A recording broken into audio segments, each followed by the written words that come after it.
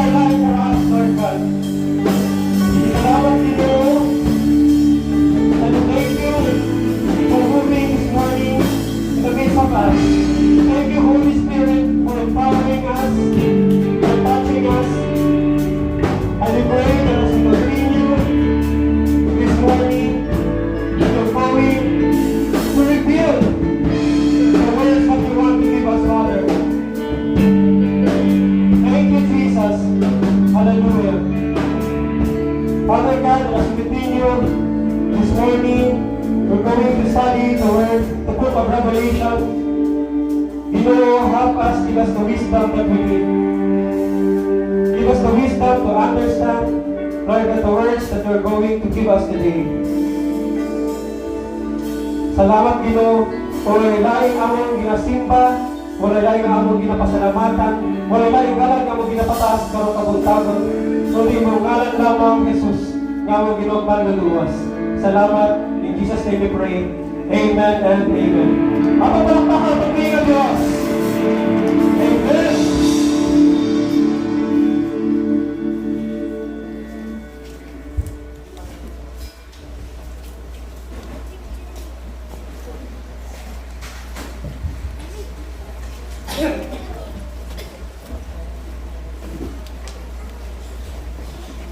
May buntag sa tangan. It's a very wonderful Sunday. No, kita na bunta, tibok simana nga wala ta naguban. Pero kanon gitapok ta sa Ginoo. Amen. No, sa katumong saman atong himayaw ng atong Dios. Amen. No, every Sunday we maybe sometimes no nagadutang dito tungod kay nagahulat ang panalangin sa Ginoo. Naadto na tay ginapangayo sa Ginoo. But more than that, no dapat atong una-una paadto ta sa simbahan tungod kay adto na tay ikahalad sa Ginoo. Amen. No ihalad nato atong kaugalingon. Ihalad nato ang ato tibok nga kinabuhi. And in that way, we offer ourselves no ang Ginoo na magtagbo sa imong ginapangayo sa Panginoon. Amen. And this Sunday is a very different no, from the usual Sunday that we have. Tungod kay mag-isgot ta sa libro sa Revelations. Karong Domingo lang siya. Because I believe that this is what we need to hear. And dili aksidente no nga mo ni hatag sa Ginoo sa pangapulong. Amen. Ilay mo katapat dili aksidente nga naa sa dili karon. Dili aksidente, wala aksidente sa Ginoo. Nakadiri karon tungod kay adunay bubo nga spiritual nga panalangin ng Ginoo sa ato. Amen. Kung expect ta, kanunay na we should expect from the Lord. And we will discuss, we will open directly from the chapter 2 of Book of Revelation, verses 1 to 7. So the usual from previous Sundays, starting siguro April, March ba, nung nag-start ta sa Book of John. No, na last week, naabot ta sa chapter 6. Chapter 6. And now we are going to hear from the word from the Book of Revelations. But this Book of Revelation is written, nag-isulat niya siya sa parehas lang ng tao, si John the Beloved. Siya gihapon na sulat ni Ani. And actually, no, mag-isgot ko Book of Revelation is my first time also to share to you. Tungod kay uban ng mga pastors, especially me as young pastor, no, hadlok mo, yung pastor Amnon, pastor hadlok mo wala ng Revelation. Pero itong sa una, magpaminaw ta kanunay sa radio station every day. Madunggan na ito, ginawali ni Pastor Amnon eh. Nahuman lang yan yung share sa tuwa. And we are going to be reminded by God in this very wonderful book. Tingnan sa Revelation chapter 1 verse 3. Ganong nindot man nato ni siya nga nato ang isgutan. Blessed is the one who reads aloud the words of this prophecy. Say blessed. Blessed.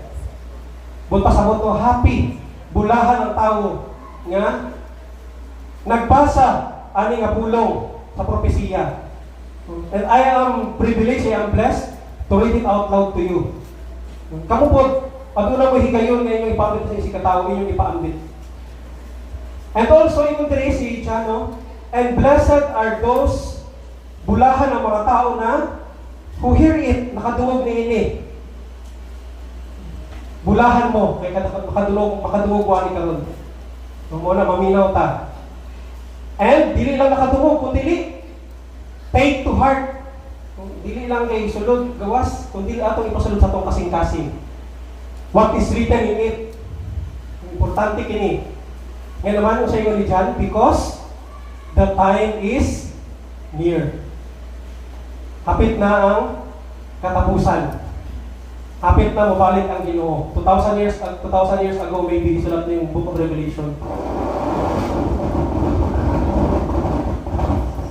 And every day, yung adlaw-adlaw nagamatata is a one day closer sa pagbalik sa Ginoo. Amen? Every year yung nag-aagi. Next year, 2025 na, paspas yung panahon nun. Next December na next month. Daw, saan o lang? Parang kailan lang. 1 year closer to the coming of the Lord. Bakit kabalo ka sa mga abot ang Ginoo? Kabalo, kita magtanong ko sa YouTube, no? Kung ako kailan mo kay Elon Musk, nagahimo siya mga robot.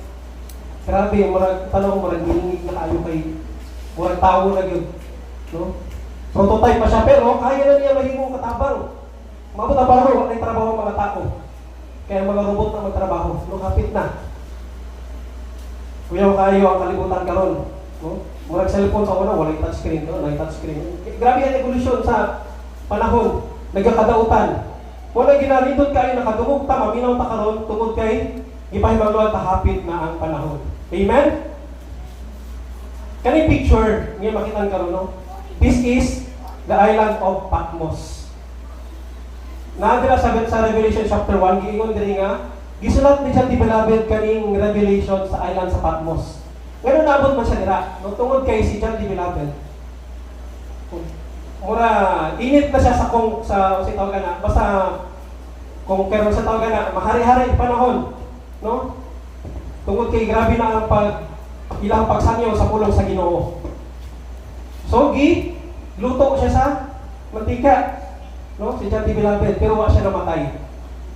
Tungod kay wa siya namatay, ipadala siya diri. Sige, i-exile ka sa Patmos, i-isolate siya. Naabot diri si John the Beloved. And man, John the Beloved, he lived by his name Beloved because he is really loved by Jesus. Sa tanan ng mga disipulo, siya lang ang wala namatay, pinaagi sa pagkamartir. No? Buwan pa sa martir, no, kanang patay yun sila, grabe cruel na paagi. No, si Pedro, lansang sa cross, yung pabaliktad. Kung ang uban, dagan pa mga hitabo. Pero si John the Beloved, no, although na-exile siya sa Patmos, wala siya namatay ng martyr way. Namatay siya sa Katibulangon. No, pero dagan siya naagihan niya kalisod. And diri nga island, no, diri nagpakita sa iya ang anghel. Kinsa ba tong anghel? Next. Ipailan niya yung kaugalingon. Verse 17 sa chapter 1. When I saw him, ayun si John, kung nakita niya kung kinsa to, I fell at his feet as though dead. Kung nakita niya, tong tao na to, anghel na to, mura siya patay. No, nagluhod yun siya. Then he placed his right hand on me and said, pero ingon tong anghel sa iya, do not be afraid, ayaw kahadlok. I am the first and the last. I am the living one. I was dead. And now look, I am alive forever and ever. And I hold the keys of death and Hades. No? Ingon tong anghel, namatay ko, kunya nabanhaw ko. So klaro kaayo. Kinsa siya, nagpailano siya si Jesus Christ. Nagpakita siya usab kay John. Siguro kung itong suod kayo sila ni Jesus to si John, itong tao pa si Jesus, okay ra, no, mailan niya si Jesus. Pero di ay, kung mahimo ng Ginoo mo si Jesus, sa iyang spiritual nga form, no? Wala na nailhan. Kikita siguro makita sa Ginoo yung spirit form. Mutahod kita, puluhod ta, amen? No? Pero nito ta siya, tungkol kay kita po, sama kay Jesus, no? Muabot ang panahon mo ato ta sa langit, mahimo putang espiritu. So, sama kang Jesus. So, nakita na to si Jesus ang nagastorya ani kay John. Tungod kay si Jesus ang nag-istorya niini, importante kini, paminawan na to. Amen? And verse 19.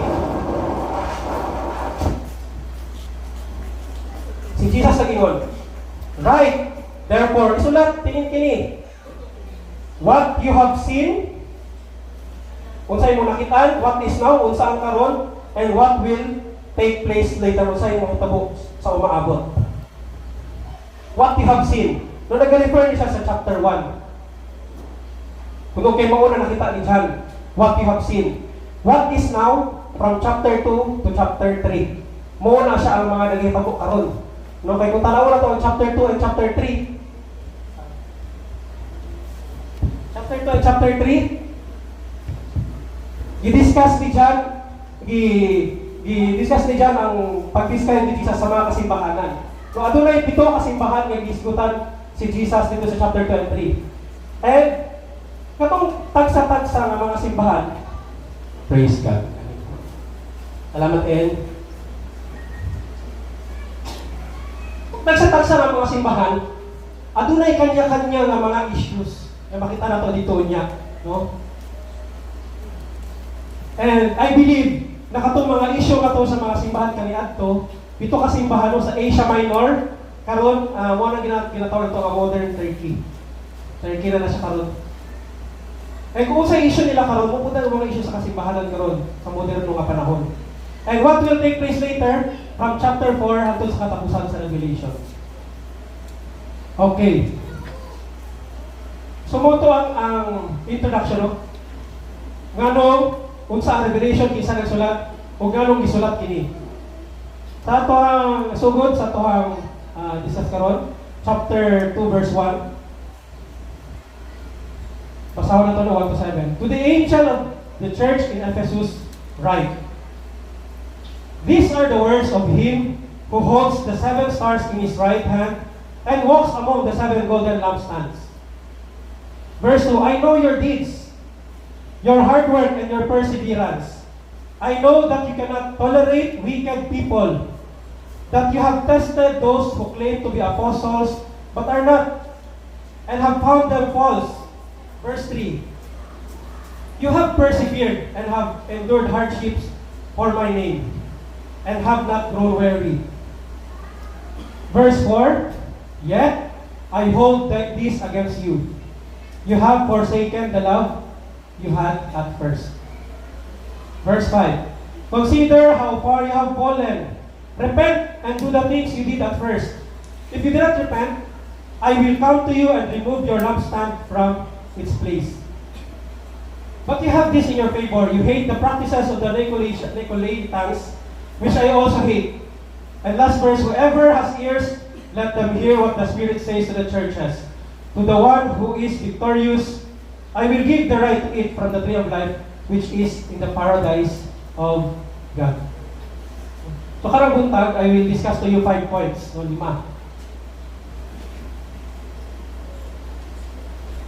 Upat kasi, o isa ka letter A. No? So there is a commendation, na ay criticism, adunay call to remember, no? Tawag, adunay consequences, and lastly, encouragement.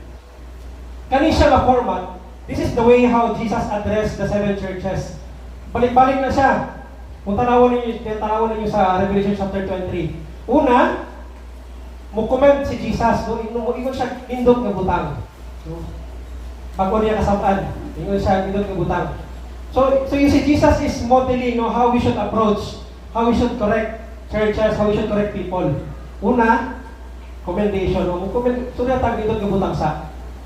Number 2, adunay problema nga giingon si Jesus sa simbahan. No? Isulti sa tao, isulti sa simbahan, unsay problema, unsay kulang. Katatlo, adunay dapat buhaton. So, call to remember, repent, and return.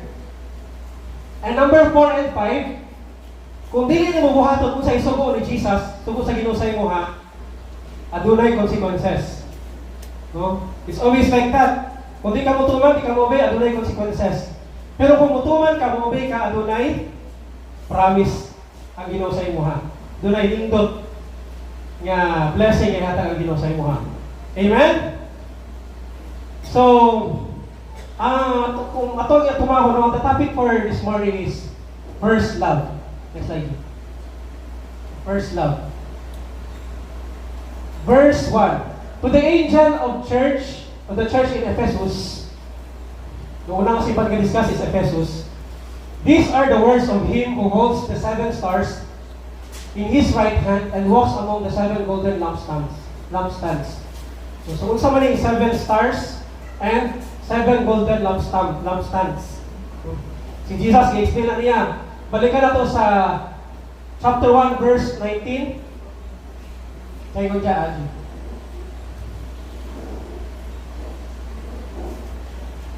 Balik.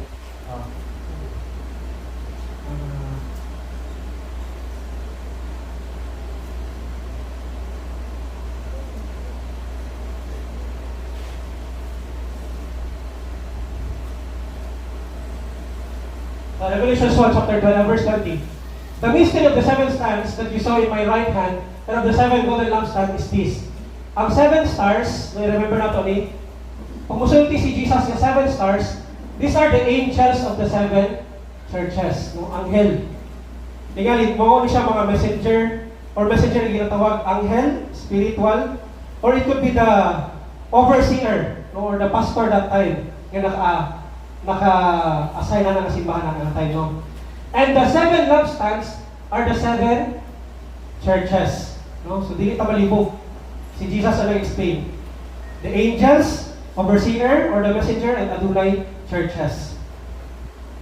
Chapter 2, verse 2. So, start tayo sa commendation for good works. Ingon ni Jesus, I know your deeds. I know your hard work and your perseverance. Next slide, G.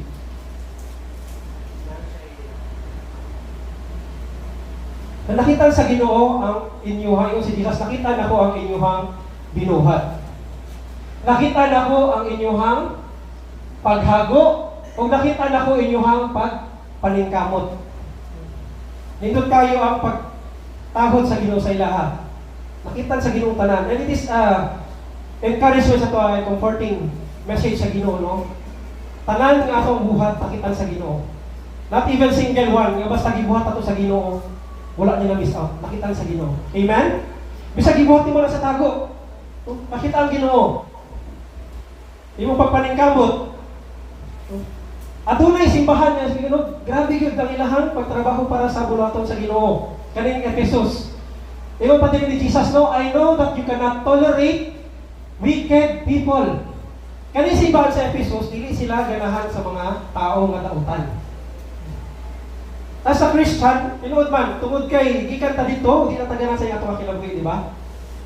Mga tao nga dautan, may makahatod ka na tuog. Kadawat po sa to kinabuhi. Pero ang ginabot pasabot diri nga wicked people are not the people outside the church. Kung tungod kay wala tay kontrol na. Problema na sa Ginoo, sa gawas.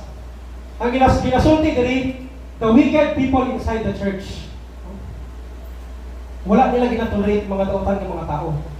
Buot pasabot di ay, bisag na diri sa simbahan, adunay mga tao nga dautan. Adunay lahi nga motives, personal motives. Na more yung sa Bible. Ingon si Pablo sa 1 Corinthians chapter 5 verse 1 to 13. Yung si Pablo. Problema na niya sa una. Pag-ingon niya, what business is it of mine to judge those outside the church? Unsa ba may kalabutan nga maghusga sa mga tao sa gawa sa simbahan? Are you not to judge those inside? Dili ba kailangan husgahan nato ang mga nasa sulod? Amen? Tungod kay isa na takagrupo. No, kita mga karnero sa Dios.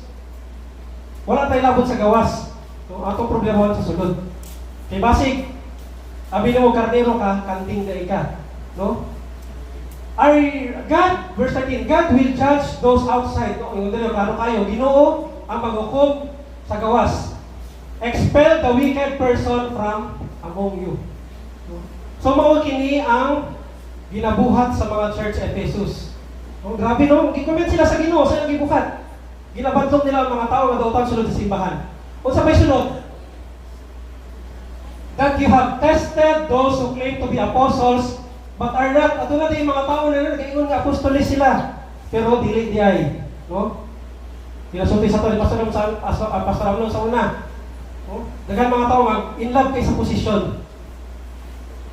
Nagatrabaho sila sa Ginoo sa posisyon, pero di tayo sila tinud-anay nga tawag sa Ginoo. Amen? And tinud ka na, tungod kay na sa Biblia.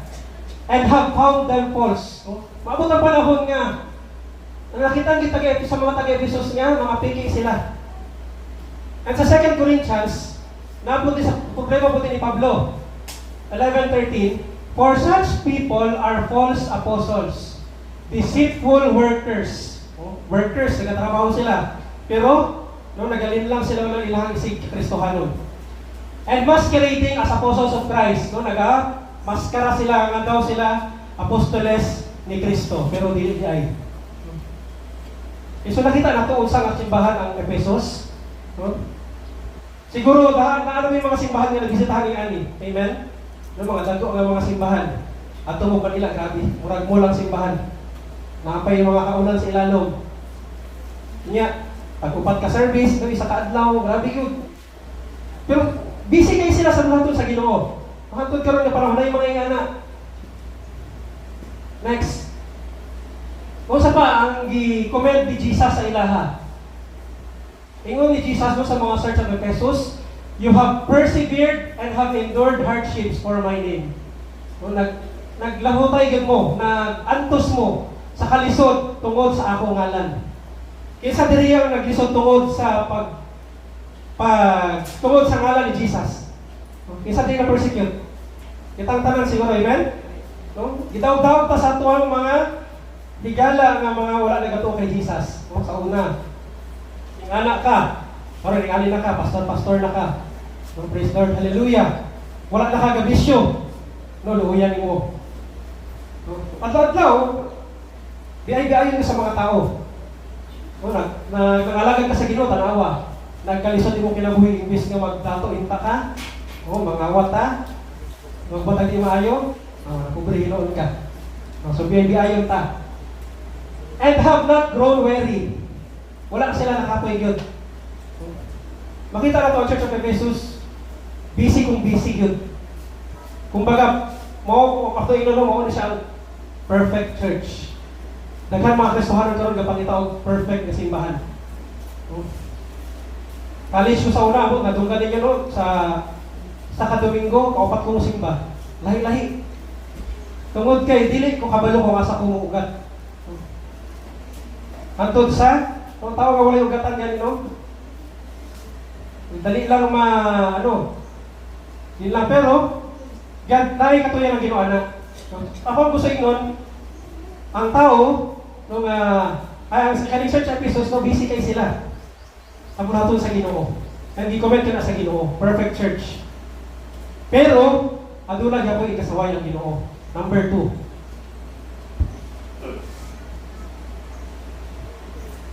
Criticism, you have left your first love. Imong gibiyan ang imong unang gugma. So yet I hold this against you. You have forsaken the love you had at first. Mo ni siya ang topic pa sa youth camp to nagligan. Ligan ng mga youth camp to. Pagtasig sa mga youth camp, sa mga youth. Pero para rin siya sa tanan.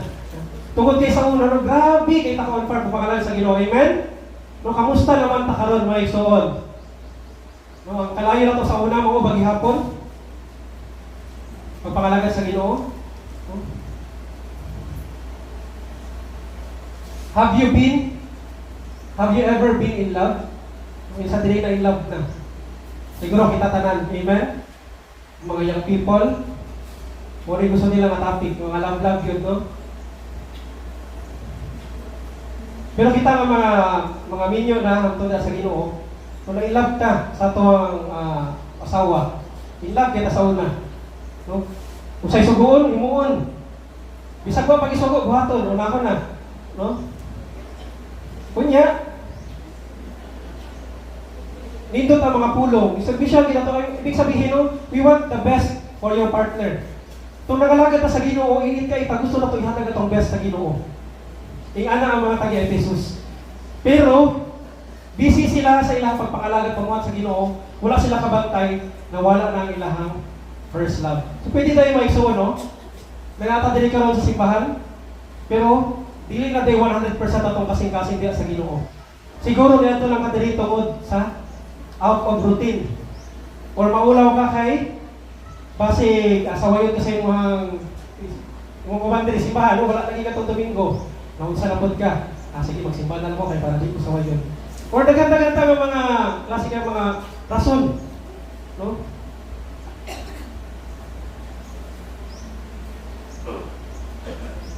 And this very important by soon, love, gugma sa Ginoo.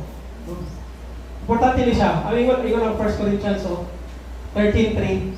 If I give all I possess to the poor, bisag ihatag na ko tanan akong kaptangan, akong kwarta, balay tanan sa mga pobre, and give over my body to hardships that I may boast. Kung bisag ako kagalingon, ihatag na ko sa pagpangalaga sa Ginoo, bisag makapoy, bahala na magsakit-sakit ko sa pagpangalaga sa Ginoo. Tungkol kay nagatuo ko mabisag, basta ihatag na ko tanan, no? Okay na. Pero yun si Pablo, but do not have love, I gain nothing. Pwede dahil nga sayang mo iso, no? Kawang. Tungod kay ang ginatanaw sa Ginoo dili imong gibuhat lang kundi ang imong kasing-kasing. Amen? Kung kinahanglan, we should work in the Lord, we should start working with the right motive, with the right heart. Para dili takapuyon o panalangin sa Ginoo atong ginabuhat. Unsa may mga timailhan, may solo number 1. Daghan nga mga butang pero nagpili lang ko sa mga major. Routine without passion. Usay ba mo sabot sa routine? Balik-balik. Usay routine kada Domingo ba? No routine ba ni siya? Amen, routine man eh. Kada Domingo man, di ba? Di kita mo sugot kay bali lang simba Lunes o do Sabado, tungod kinaanad ta nga Domingo. So pag matata Domingo, kinahanglan mo kita simbahan, no routine siya. Pero ang pangutana, aduna by passion. Dili lang pagsimba, kung dili sa tibok, simana nimo Monday to Saturday. Ang tanan nga buluhaton nimo, pagbisag pagtrabaho nimo para sa Ginoo, aduna by passion. Amen? Unsa man ni buot pasabot sa passion mga igsoon? No, unsay passion? Sino ko mamutaan? Si Ayan, yan. Unsa ba imong passion sa imong life? Ha? Makakuman og eskwela. Passion niya makakuman og eskwela, aduna siya tumong. No? Gusto niya, love di mo pag-eskwela. No? Ano sila Gonggong? Wala man. Sige, si Gonggong, passion niya arts. No? Or pag hindi passion nato, gusto nato, no, i-love nato buhaton. Pero sabay buhat pasabot sa passion, may tungod sa Ginoo. No? Gusto na ko ni siya highlight may isuon, tungod kay gawin ko lang revelation sa kuha, sa Ginoo. Pag-prepare ako kaning wali, no, ako yung unang maigo. Pwede ka makashare G sa screen.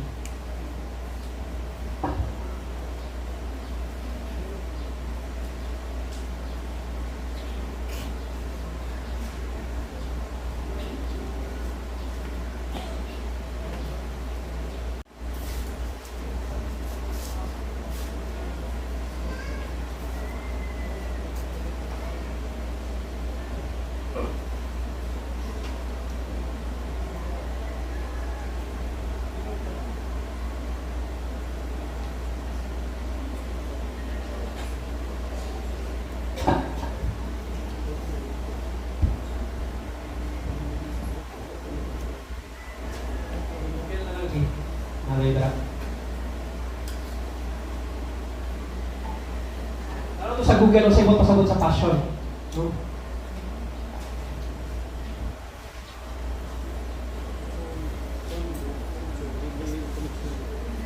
Sige, share. Sa'yo na rin? Minimize. Duplicate. Okay.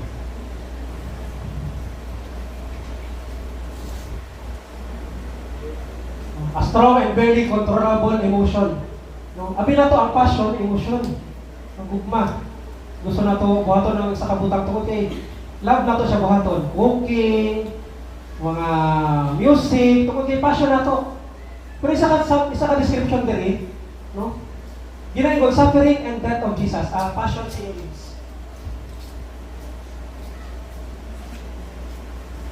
Dito na balik na rin. Sa synonym sa passion. Baba. Okay. Baba. Oh. Sige, taas ka na. Wala ka na, taas. Ang passion di ay, no, pag mag-istorya passion, in a Christian perspective, crucifixion, pain, suffering, agony. No? Kung ato natin kay passion sa kabutang, are you willing to suffer? No? Kung mag-ato ka sa simbahan, kung sa ba siya ka ng routine, pero wala kay passion. Nagatugtog ka sa music team, pero routine na lang, wala na kay kabugaton sa buhaton sa Ginoo. No? When we speak of first love, diya kay sa Ginoo, kay Jesus, kinahanglan nato ning passion. No? Kinahanglan, you are willing to suffer. You are willing to sacrifice. Dili lang tungod kay love lang. No? Love lang, kung dili. More than that, mo day ng passion. Kubalik ta. Number 2, service without joy. Nagabuhat ta sa mga bulaton pero walay kalipay. Pwede di ay. Mauna ang gisaway sa Ginoo sa Church Ephesus. Kabulo na mo, no, sa inyong mga assignment niyo sa ministry. O sample na lang, self-grouping. No, nag-aabto ba mo tungod kay nalipay mo? Or tungod kay gi-assign sa inyo ha? No? Routine na lang po. Pagkadugay, no, di na makalimutan, wala na. Tungod kay walay kabugaton, walay suffering. No? Mag-take time na siya, di ba, kay gabi schedule, panihapon, time sa pamilya, pero sacrifice mo na sa Ginoo. Number 3, truth without love. Sige kag-storya sa pulong sa Ginoo. No? Tungod kay you feel good sharing the word of God, pero walay gugma, no, nakasakit ka sa imbis nga mapanalanginan imong si katawo, nakandulog sa mut. No? Imbis nga i-love niya si Jesus, wala na. Mawala imuhang first love sa Ginoo sa katay mahilan kung sige na lang kagwali pero walay gugma igsuon.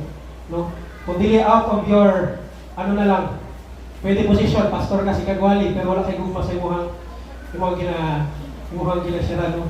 Tingana. So number 3. Una, commendation. No, istorya si Jesus dito yung ginabuhat pero nawala yung first love. So unsa ba yung buhaton mga taga-Ephesus? Unsa ba yung mga buhaton mga taga-One Life, no? Consider how far you have fallen. Repent and do the things you did at first. If you do not repent, I will come to you and remove your lampstand from its place. So number 1, consider. Buwan pasabot, remember. Recall the passion you once had for Christ. Unsa na mo kalayo sa una o karon? Asa na mo karon? Sa una, dili inyo hangin gugma sa Ginoo. Karon asa na mo? Kung dili ka siya lain nga butang may suono, i-assess to ko galingon. We need to accept that we need Jesus. Amen? Ikaw sa kanta ganina, no? I need Jesus. Kinahanglan ito ang Ginoo. Kung dili nato ni kaya nato ko galingon lang. We need to admit it. Number 2, repent. A commitment to change. So, pasabot sa repent sa Bisaya. Sa Bisaya sa repent. Paghinulson. Pero more than that, repent, ibig sabihin, no? Is a change of direction. Atong talikdan na. Kung unsa yung gibuhat sa una, you turn 180 degrees kung imo ng kalimtan. And it's okay. Nga kung sa una, nagsubay ka sa tamang kadalan o nawala ka, Jesus wants to redirect you to the right way. Amen? And you can do that by repenting. Repent, tabasol ta. dili na nato nabuhaton. And lastly, return, do the first works. May naman ninyo sa una, pangalagad nyo sa Ginoo. Ano kung asa fellowship, dito mo. Kung bisag wala gina-invite, asay, anong tapo, ato yun mo. No? Bisag wala yung merinda, ato mo, tungkol kayo nahigugong mo sa Ginoo. Pero karon, kamusta naman mga igsoon?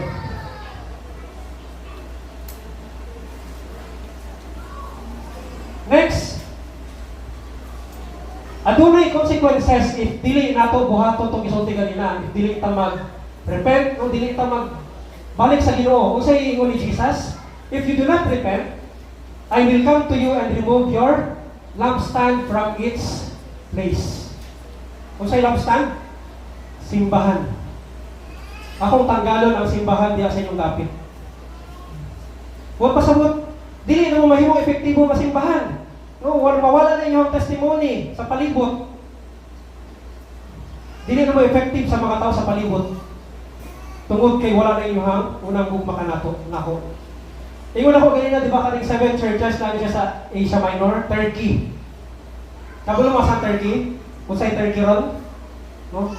99% Muslim na ang Turkey karon. 0.3 na lang ang Christian population. Buot pasabot, kaning mga simbahan na sa una, kung nangawala na sila, asa na sila ron? Kung daghapon siguro mga simbahan na ilang, ginawala na. No? Tungod kay, dili si Jesus ang ilahang unang naghihigugma. Gihigugma nila ang bulaton bago ang gihigugma ang Ginoo. Amen? So mga igsoon, magbantay ta. Muna ako ang kada Domingo ginahangin sa inyo ha. Atong ilhan si Jesus. Mag-inlove ta kay Jesus ato personally. Dili na ko na mahatag sa inyo ha. Pero personal, inyo ang pangayoon sa Ginoo. Amen? Verse 6, last part. Encouragement to persevere and overcome. Mag-repent mo. Kung dili niyo buhaton, adunay consequences. Pero kung inyo piling buhaton, verse 6, but you have this favor, you hate, so napalay diri. You hate the practices of the Nicolaitans, which I also hate. Another, i-encourage sila ni Jesus. Kaning Nicolaitans, no, wala na siya na-mention sa any verses sa Bible, pero gi-mention siya ulit sa chapter 2, verse, sa Pergamum na simbahan, next verse G. Sa Pergamum 14 to 15. Nevertheless, I have a few things against you. There are some among you who hold to do the teaching of Balaam, who taught Balak to entice the Israelites to sin, so that they ate food sacrificed to the idols, and committed sexual immorality. Kung ba't pasabot, simbahan sila, pero ito ay lahi-lahi ng mga butang nga dili kaaya-aya sa mata sa Ginoo. So gina-comment sa Ginoo ang Ephesus tungkol kay wala sila ginabuhat. Nung indot ang Ephesus, right, upright sila ng simbahan. Likewise, you also have those who hold to the teaching of the Nicolaitans. Pare, i-mention din. Next slide, Jim. Isa ibang pasabot. So, Jesus desires both love and holiness. Gusto sa Ginoo nga ang iyang simbahan mapuno sa gugma o pagkabalaan sa Dios. Na makita ng pagkabalaan. Muna nga Sunday school, ginadiskutan na to ang homosexuality. Sa kadlaw kay Sister Lenny. Tungod kay wala na to ginatolerate ang mga anang issue. Pero yun lang ganyan we should do it in love. Amen? Kung adunay panag-uban nga wala na kasal, we do not tolerate that. Pero atong ginatabangan, nung daghan na tag mga couple tabangan, di ba, Pastora? Yung makasal. Tungod kay gusto na to nga panalangin sa Diyos na sa ilaha. Tingala po ang Ephesus, no? They hate unsa ang mga hindi maayo nga mga buluhaton. Verse 7. Whoever has ears, kung kinsay na idalunggan, let them hear what the Spirit says to the churches. To the one who is victorious, may mo madaugon, I will give the right to eat from the tree of life, which is in the paradise of God. Lahi-lahi nga simbahan, i-discutan sa Revelation, lahi-lahi nga promise. Pero ang isgutan nila sa Ephesus, kung imong ibalik ang imong unang gugma diya sa Ginoo, your first love to Jesus, ang promise ni Jesus, He will give you the right to eat from the tree of life. Amen? Ito tingabutang may so. Sa tree of life. You remember no, sa Genesis, giisgutan ni sa Ginoo sa tayo ni Adan o ni Eva. Oh, asawa na ko ha. And the Lord said, the man has now become like one of us, knowing good and evil. He must not be allowed to reach out his hand and take also from the tree of life and eat, and live forever. So the Lord God banished him from the Garden of Eden to work the ground from which he had been taken. After he drove the man out, he placed on the east side of the Garden of Eden cherubim, and a flaming sword flashing back and forth to guard the way to the tree of life. So kung nakasala ang tao, nakasala si Adan ug Eva, iyang gibawalan ng mukhaon og tree of life. Amen? Bawal na. Pero kung imo tong buhaton ang isugo sa Ginoo, igugma lang si Jesus. Tugutan kanya mukhaon sa tree of life. Amen? Ganun importante ang nagsuon. Kaya kung ang tao makakaon og tree of life, magkaroon siya kinabuhi ng walay katapusan. And that is God's mercy working. Kaya kung si Adan ug si Eva, nung nakasala sila, unya nikaon sila og tree of life hangtod sa hangtod, mabuhi sila nga naa sa kalaglagan. Kung dili na gusto sa Ginoo, kung naluoy ang Ginoo sa tawo, nga bago pa wala pa nagbaso, wala pa kapasaylo ng tao, dili sila pwede mukaon sa tree of life. Kung kinabuhi nga puno sa kinabuhi. And also, ingon sa Revelation chapter 22, last chapter, then the angel showed me the river of the water of life, as clear as crystal, flowing from the throne of God and of the Lamb, down the middle of the great street of the city. On each side of the river stood the tree of life. Kung nakita ni John the Beloved, no, ang tree of life sa katapusan, bearing 12 crops of fruit. Yung isa ka prutas, apple lang yun, pero kari lahi na klase siguro tarang ng mga prutas na dito. Wala ta kabalo. Yielding its fruit every month. Kada bulan. And the leaves of the tree are for the healing of the nations. Amen? Mato ta sa langit, makakauntaan ni. Kisa'y gusto matog langit. Magkita ta dito, si Pastor Angelo, nauna na siya kaon. No? Mga pasta. And it's eternal, no? Kada bulan. Adun na tayo makaon. Grabe ka generous ang atong Ginoo.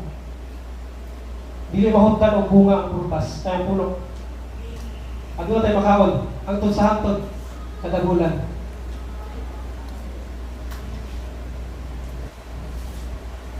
First, yan.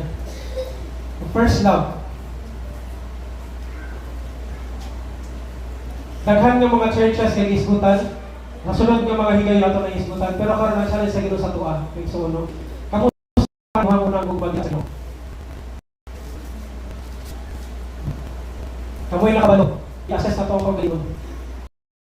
Kung gusto ninyo alam tayo hatod sa hatod gugma. Amen. Jesus